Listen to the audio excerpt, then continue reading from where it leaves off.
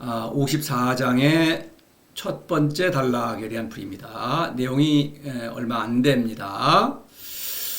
자, 선건자 불발, 백성을 잘 세우는 사람은 도에서 뽑히지 않고, 이 생략된 거를 넣지 않으면 아무 의미가 없겠죠. 혹시 또 제가 임의대로 짐작으로 집어넣었다고 생각하시면 곤란합니다. 이거 생략법이라는 것은 도를 실천하기만 하면 생략된 거를 알 수가 있는 것입니다. 알 수밖에 없어요. 뭐 노자가 무슨 뭐 독자를 골탕 먹이려고 이렇게 하는 게 아니에요.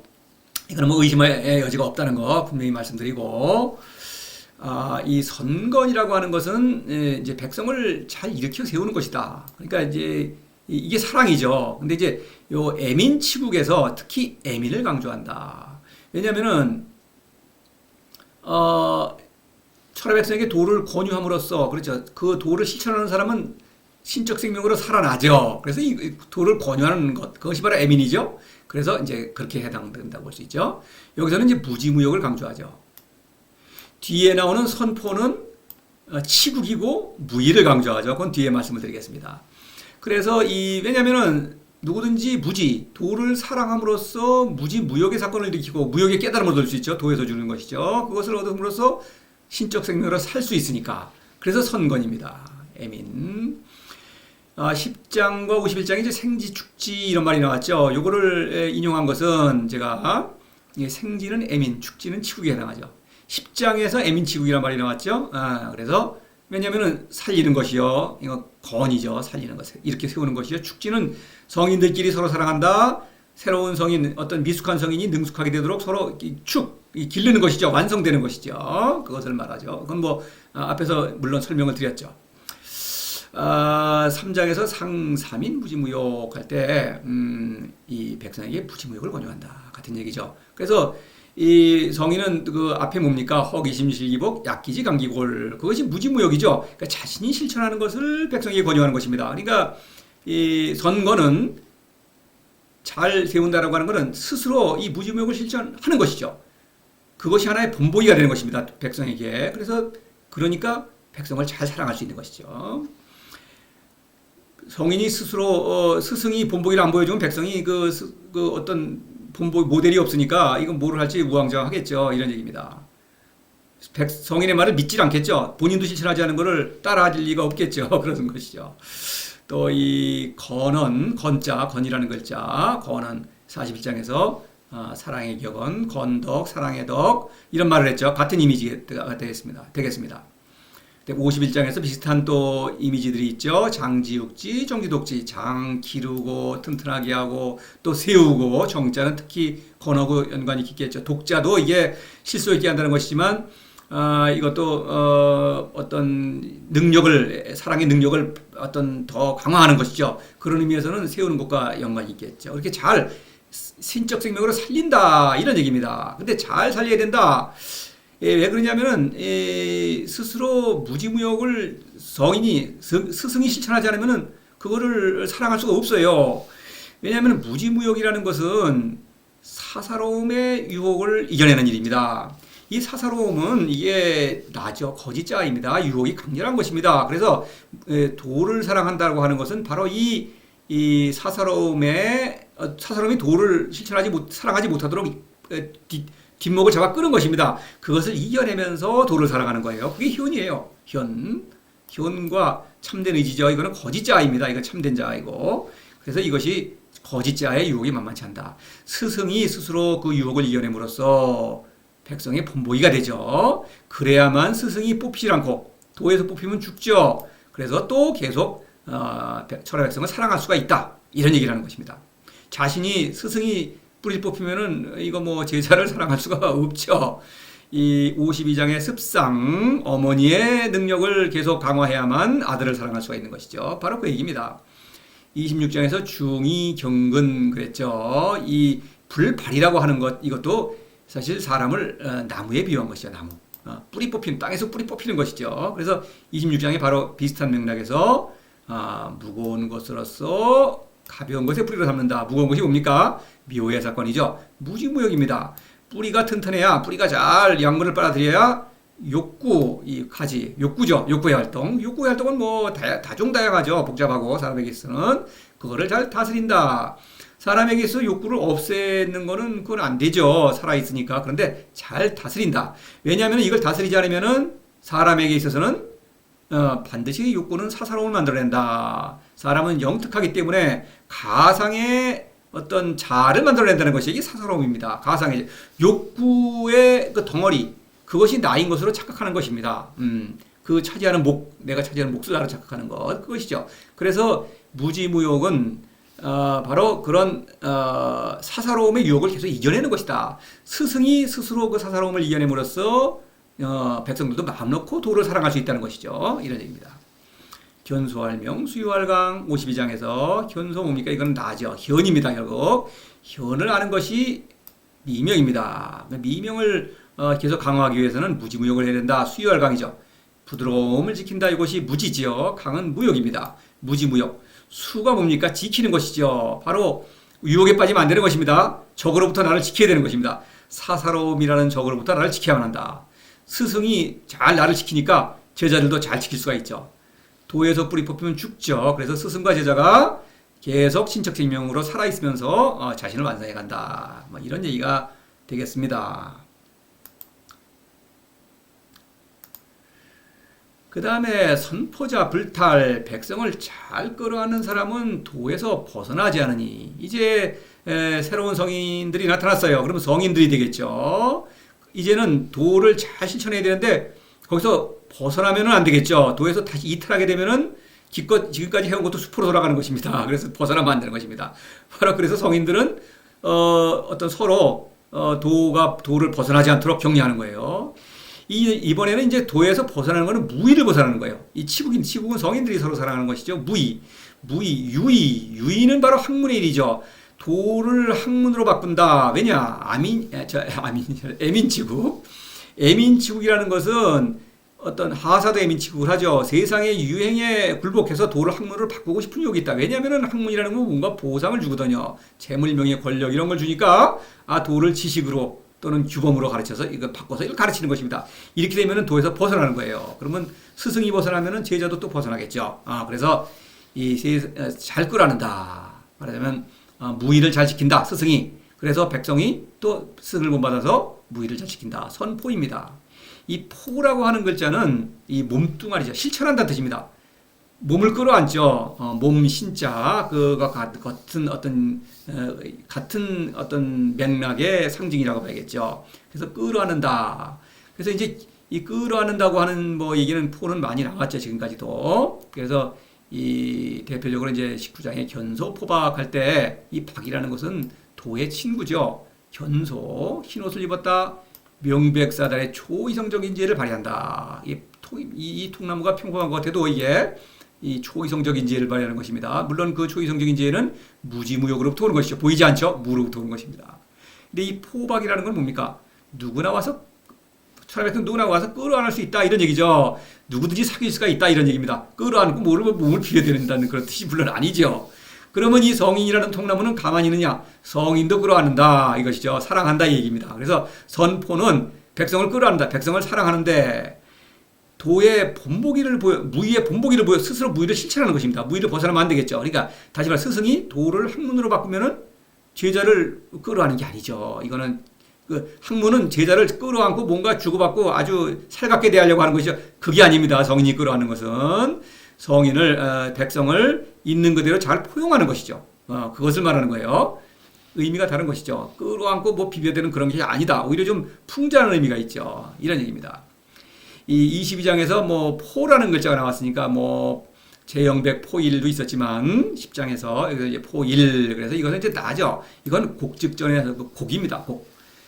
굽은 모습, 나의 굽은 모습 그것은 사실 마음에 들질 않습니다. 근데 그것이 바로 완전한 이유는 무의 운동을 통해서 나의 완전함을 확보했기 때문입니다. 그래서 내가 완전하기 때문에 천하도 만물도 완전한 것입니다. 그래요. 그래서 그 곡이야말로 천하의 손잡이다. 이 손잡이는 이제 병차의 손잡이죠. 그 떨어지면 죽죠. 안 놓치면은 이 곡을 지켜야 되는 것입니다. 그래서 이것은 천하식이라는 것은 천하 백성의 스승이라는 의미죠. 그래서 누구든지 이 성의를 본받아서 곡을 지키는 것이죠. 무의를 벗어나면 안 되는 것입니다. 그래서 이 불탈이라고 하는 것은 승명, 곡이라는 건 뭡니까? 모든 것을 수용하는 것이죠. 나의 모든 것을 수용하는 것이요, 포용하는 것이죠. 그 다음에 또 천하와 만물의 미와 추, 선과 악을 모두 포용하는 것입니다. 학문, 이것은 포용하지 않죠. 사사로움에 근거하죠. 또 사사로움을 추구하죠. 사사로움은 미와 선만을 추구하니까 모든 것을 포용하지 않죠. 그래서 이것은 매력적인 것입니다. 학문은. 그래서 학문에 굴복하게 되면은 도에서 벗어난다. 탈이죠. 그래서 학문에 굴복하지 않고 늘 승명을 발휘함으로써 도에서 벗어나지 않는 것입니다. 이게 중요한 거예요.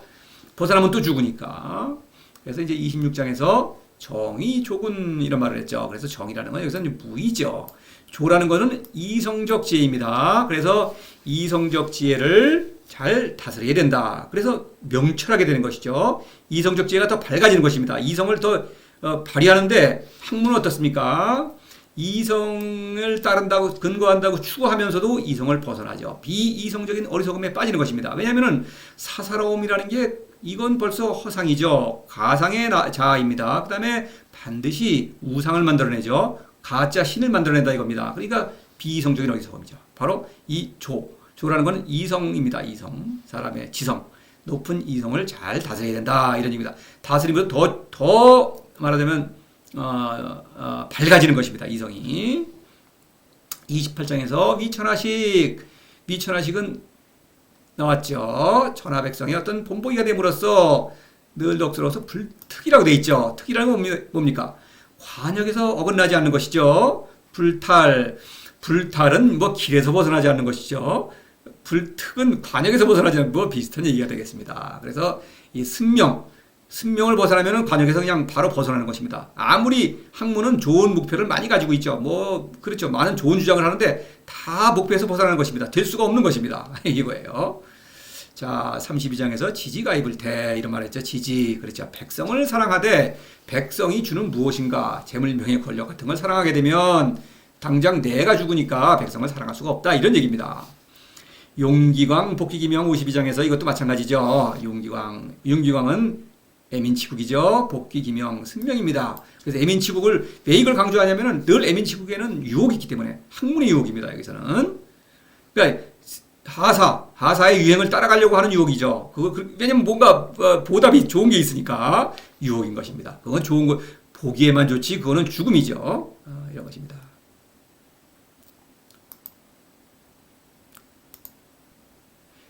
자, 그래서 자손이 제사불철 그의 자손이 제사를 멈추지 않는다. 여기서 물론 자손은 뭐 혈통의 무슨 자손을 말하는 것이 아니고 새로운 성인을 말한다. 52장에서 습상 얘기할 때 어머니가 아들을 사랑했죠. 아들을 사랑하면 아들이 또 새로운 아들을 사랑하겠죠. 그건 손이 되겠죠. 이렇게 되는 것입니다. 그래서 자손은 새로운 성인들이 제사불철 이제 끊이지 않는다. 계속 나타난다. 이런 얘기입니다. 제사라는 거는 이제 뒤에 설명드리겠습니다는 무지무역이에요. 이거는 또 따로 설명을 하겠고 자손부터 보겠습니다. 사실 이러한 얘기는 앞에도 나왔죠. 사실 여러 번 나왔습니다. 대표적인 걸 보면은 17장에서 백성 계위 아자연 할 때 백성은 스승과 제자죠. 태상하지유지부터 스승의 등급을 말한 다음에 그렇죠. 쭉쭉 맨 마지막에 백성, 스승과 제자, 성인들이 모두 말하기를 내가 스스로 산다. 이것은 자신의 신적 본성을 잘 발휘해서 살고 있다. 이런 얘기입니다. 그걸 말했죠. 특히 21장에서 자고 급금 이열 중보 했을 때 자고는 요거는 무지무역, 금은 무의죠. 이거 헷갈리시면 다시 22장에 가서 보셔야 되겠습니다. 그 다음에 무지무역과 무의, 이열 중보는 바로 여러 멋쟁이들 성인들이죠. 그래서 이 스스로 성인이 됨으로써 도를 실천함으로써 성인들이 얼마나 멋쟁이인 줄을 알게 되었다. 이 열 중보죠. 여러 멋쟁이들이죠. 그래서 새로운 성인들이 이제 나타난다. 이런 얘기죠. 사실 이건 무슨 얘기냐면은 성인이 사실 드물죠. 도를 이거 참 실천하지 않습니다. 도덕경을 읽은 사람은 많아도 도를 실천한 사람은 저는 지금까지 저를 빼고는 본 적이 없어요. 그래서 그렇지만 이거는 하나의 도에 대한 믿음이요. 어떤 앞날에 대한 어떤 희망 이런 것도 섞여 있다고 봐야겠죠. 또 도는 시공을 초월하니까 적어도 노자가 성인이고 옛날에 있던 성인이나 또 앞으로 나올 성인이나 모두 성인들이죠. 그런 성인들이 끊이지 않는다고 하는 그런 확신입니다. 노자는 그런 확신을 말하고 있고 저도 노자의 어떤 마음에 일치해서 그런 확신을 가지고 이런 지금 이 강의를 하고 있는 것이죠. 기득기보 복지기자 여기서 이제 모자를 요걸 인용하려고 제가 요걸 이제 이 글을 따왔어요. 그래서 어머니의 자격을 얻게 되면은 아들을 사랑한다. 그러니까 성인은 천하백성을 사랑하지 않을 수 없다는 것이죠. 그러니까 필연적으로 자손이 나올 수밖에 없는 것이죠. 이런 얘기입니다. 자손이 제사를 멈추지 않는다. 보통 이제 자손이 제사를 멈추지 않는다. 출세하면은 말이죠. 자손이 잘 돼갖고, 계속 계속 자손들도 출세하고 제사를 잘 지낸다. 뭐 이런 뜻으로 흔히 쓰이죠. 그 노자 시대에도 마찬가지입니다. 그런 어법은. 그러나 그 어법을 빗대어서 성인들이 제사를 멈추지 않는다. 제사는 바로 무지무욕과 무이다. 제라는 것은 앞서 말씀드렸습니다만은 요 고기 육자가 있죠. 그다음에 오른쪽에 요 부분은 이제 이 손으로 고기를 바치는 신에게 바치는 모습입니다. 요 밑에 있는 건 이제 제단이죠. 이 고기 제물입니다. 고기라는 것은 이 제물 중에서 가장 고급스러운 것입니다. 원래 사실 제물은 고기죠.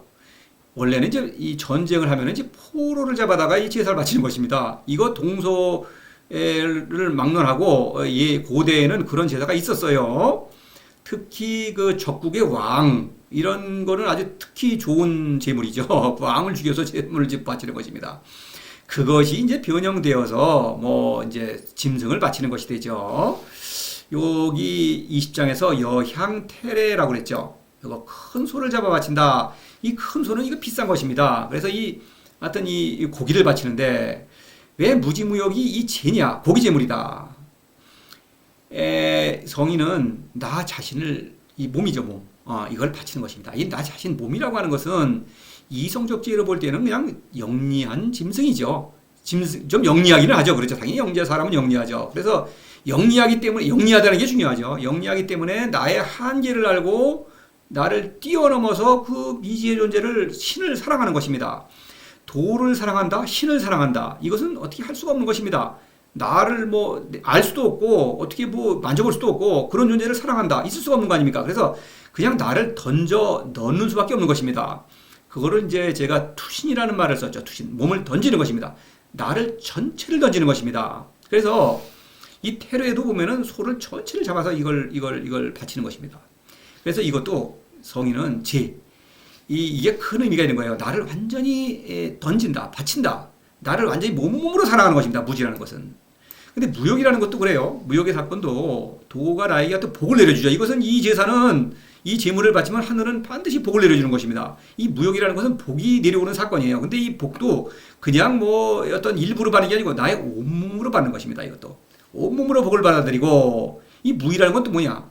이 사라는 글자는 이제 제사 어떤 사람이 이렇게 제사를 기도하는 모습이라고 그래요. 제사 지내는 모습, 무릎 꿇고 앉아갖고. 여하튼 그래서 그거를 이제 연결해서 무이다. 그러니까 어떤 그 하늘에서 얻은 그 복이 있죠. 그 이제 복이 결국은 어떤 초이성적 지혜로 드러나죠. 그 지혜를 발휘하는 것입니다.